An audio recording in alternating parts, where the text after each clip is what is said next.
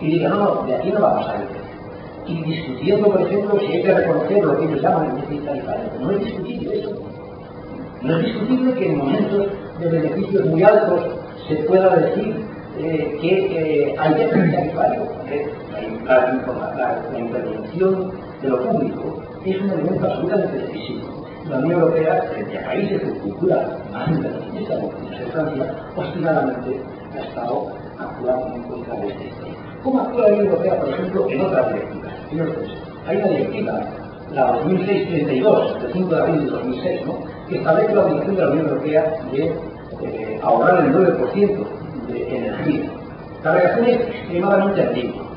No se entiende bien, y por ejemplo ha ocurrido un problema en este país, el Ministerio de Industria interpreta esa directiva diciendo que el 9% es sobre el ahorro, sobre la demanda tendencial de energía. El Ministerio de Medio Ambiente dice que el 9% es absoluto, es decir, que a partir del periodo de cumplimiento, el 1 de enero de 2008, de la memoria, en los años siguientes cada año habrá que incrementar un 1%. La relación es un desastre, deliberadamente un desastre. Y además, el objetivo no es vinculante. Es decir, cuando se trata de directivas en las que a los estados se les quita papel, son vinculantes. Cuando se trata de directivas que deben actuar en el sentido de que razonablemente deben actuar, entonces son directivas mediamente orientativas. Ahí queda la cosa. Una Europa que piensa mucho en el mercado y poco en los ciudadanos, nada. Poco los consumidores, nada en los ciudadanos. Alguna cosa más para relación con esto. ¿Qué ha pasado con la protección del medio ambiente?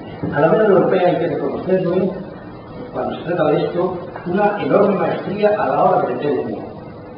Una enorme maestría a la hora de vender el mundo. Es decir, ha conseguido la imagen de ser el gran paradigma verde del mundo.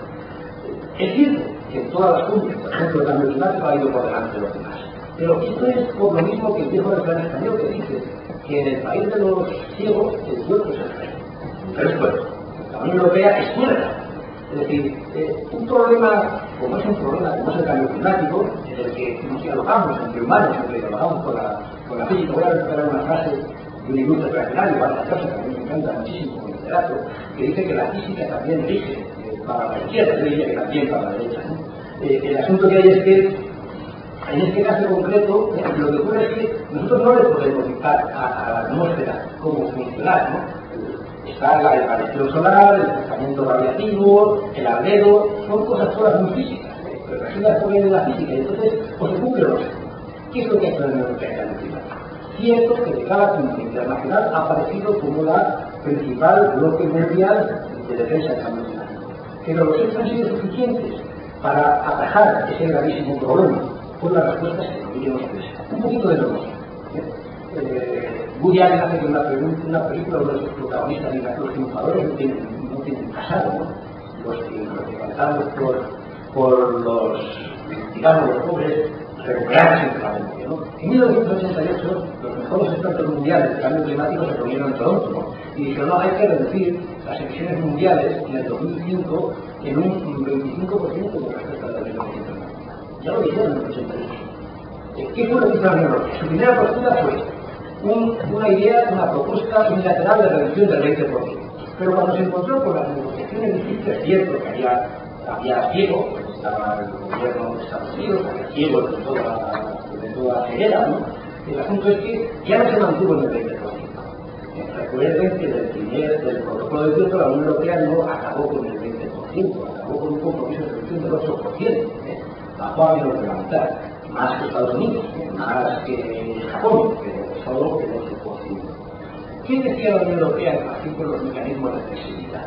Recuerden ustedes que yo creo que si el dióxido de carbono está en la atmósfera, ha sido emitido por los países industrializados, una mínima idea de justicia debe hacer pensar que lo que debe corresponder es que sean los países industrializados los primeros que actúen para prevenir el cambio climático.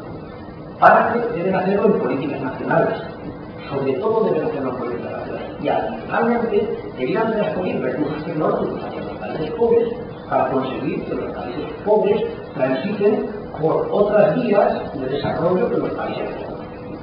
Por ejemplo, China y India no pueden transitar por la misma vía que nosotros. Es necesario hacer transferencia tecnológica en buenas condiciones haga un tránsito distinto, si no, no va a haber futuro para nadie. En este caso concreto, ¿qué es lo que pasa? Bueno, pues la idea inicial era que el progreso del cumplimiento iba a ser dentro de los pasos de la Unión Europea.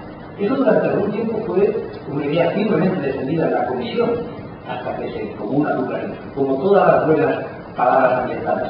Hablo de cambio climático y probablemente el debate podría hablar de muchas otras cosas, contaminación del aire, política de aguas, un montón de cosas, muchas de ellas relacionadas con el gobierno. El cumplimiento interno se abandonó, y por ejemplo, el caso de esta. Lo que ocurre con la estrategia de sostenibilidad de nuestro país, pues que teníamos que superar las emisiones un 15%, como durante mucho tiempo, durante todo el periodo del gobierno del Partido Popular, que dudaba sin medio ambiente, se escribía sin H con H, que era un problema que tenía absolutamente bloqueado, pues la cuestión es que nos hizo absolutamente nada y nos encontramos con que estamos diciendo que estamos en un 48% por encima de las emisiones. El plan, la estrategia, con la duda ya dicha entre el Ministerio de Industria y el Ministerio de Medio Ambiente, es un 37%. 15% de lo que nos corresponde, 2% una trampa que nos hicimos en los protocolos de Kioto, con mecanismos mineros, con mecanismos de fijación de dióxido de carbono, y el 20% políticas, mucho más políticas exteriores que con políticas internas. Así ha ocurrido reiteradamente. Es decir, ha habido un incumplimiento reiterado de los compromisos previos adquiridos. Me gustaría equivocarme muchísimo, pero por ejemplo, la Unión Europea dice que hay un compromiso del 20% para la negociación post-Kioto. ¿A qué baja ese 20%? ¿A qué baja? Y ustedes se han equivocado. Lo que más me gustaría es por responder a una provocación que Pablo hacía al principio. Hablaba de lo de la energía nuclear. La Unión Europea, afortunadamente, ha tenido comisarios de un tipo y de otro. La impresión de que Pablo se identificaba con la comisaria de la Loyola de Palacio, la cual es bastante más sensata. La Loyola de Palacio se la va fervientemente, obstinadamente, apostando por la energía nuclear. Yo recuerdo que, es una anécdota que se cuenta, ¿no? En España las batallas están muchas veces cambiadas, ¿no? Yo tengo un amigo sindicalista, en Obreras, de la dirección, que provocó una entrevista entre Fidalgo y entre Canales, el presidente de Acción, ¿no? Para intentar que hablaran entre sí, porque Fidalgo es micronuclear, aunque es sindicato, una solución antinuclear, yo la redacté. La cuestión es que él es micronuclear, o sea, incumple lo que dice el sindicato, pero provocó una reunión, ¿no? Y entonces resulta que entre Canales le dijo a Fidalgo en esta reunión, le dijo, ¿qué opinas? Le cuenta Fidalgo, porque dice que Canales, te voy a decir una cosa, mira, mi familia ha estado construyendo centrales nucleares desde el principio. Ahora un ingeniero que propone construir centrales nucleares, yo sé que cambia la casa. Es absolutamente poco rentable, pero estoy explicando. La emergencia, por ejemplo, ahora hay una situación en España, se acaba de aprobar una ley de responsabilidad civil que obliga a que se cubra un poquito de lo que significaría un gran accidente nuclear. Y resulta que no hay compañías de seguros que quieren cubrirse a tiempo. Apoyo público. Como siempre, apoyo público. La decisión nuclear tiene que ser un apoyo público. Entonces, alejar los centros de producción de los centros de consumo es aumentar las cargas. Lo otro es una cátedra de economistas que no tienen el mundo físico y están bien. Si tú alejas el centro de producción del centro de consumo, la ley de oro es que es inaceptable y cuadrado por él. Eso es la potencia que se adquiere y se transforma en calor.